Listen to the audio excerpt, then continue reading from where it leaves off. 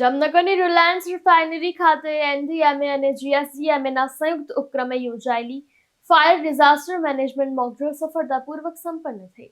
ભારત સરકારના national ડિઝાસ્ટમેન્ટ authority અને Gujarat state disaster management ઓથોરિટીના આ સંયુક્ત ઉપક્રમે જામનગર જિલ્લા વહીવટીતંત્ર દ્વારા 21 નવેમ્બરના રોજ રિલાયન્સ રિફાઇનરી ખાતે ટેન્ક ફાર્મમાં આગ લાગવાની કાલ્પનિક પરિસ્થિતિને અનુસંધાને મોકડ્રીલ યોજાઈ, જેમાં કેન્દ્ર અને રાજ્ય સરકારના સંબંધિત વિભાગો, ભારતીય સેનાની 3 પાંખ, કોસ્ટગાર્ડ, એનડીઆરએફ, એસડીઆરએફ અને અન્ય સુરક્ષા એજન્સીઓએ સક્રિયપણે ભાગ લીધો.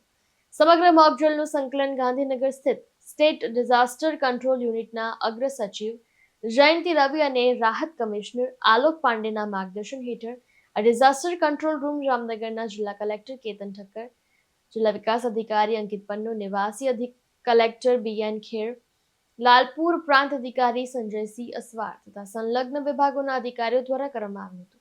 તેમજ દિલ્હી સ્થિત નેશનલ ડિઝાસ્ટર મેનેજમેન્ટ ઓથોરિટીના ઉચ્ચ અધિકારીઓ અને ટીમ પણ સમગ્ર મોક ડ્રીલ દરમિયાન હાજર રહ્યા હતા.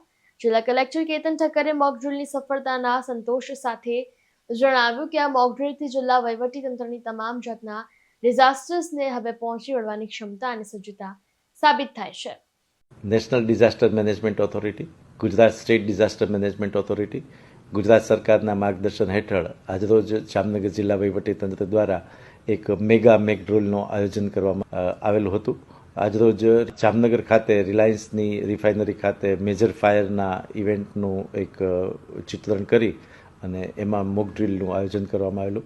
જિલ્લા વહીવટીતંત્રના તમામ વિભાગો, જિલ્લા વહીવટીતંત્ર કલેક્ટર ઓફિસ, પોલીસ વિભાગ, જિલ્લા પંચાયત, આરોગ્ય વિભાગ, હોમગાર્ડ, સેનાની 3 પાંખો, ફાયર ડિપાર્ટમેન્ટ અને અન્ય તમામ વિભાગોએ ખૂબ સુંદર રીતે સંકલન કરી અને પોતાનું શક્તિ પરીક્ષણ અને સંકલનનો એક ઉમદા પરિચય આપ્યો છે.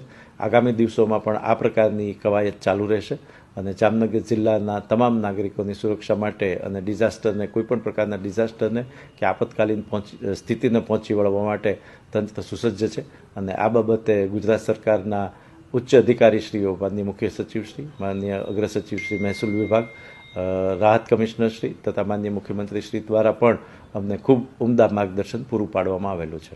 મનીષ પંડ્યા સાથે ચક્રવાત ન્યૂઝ, જામનગર.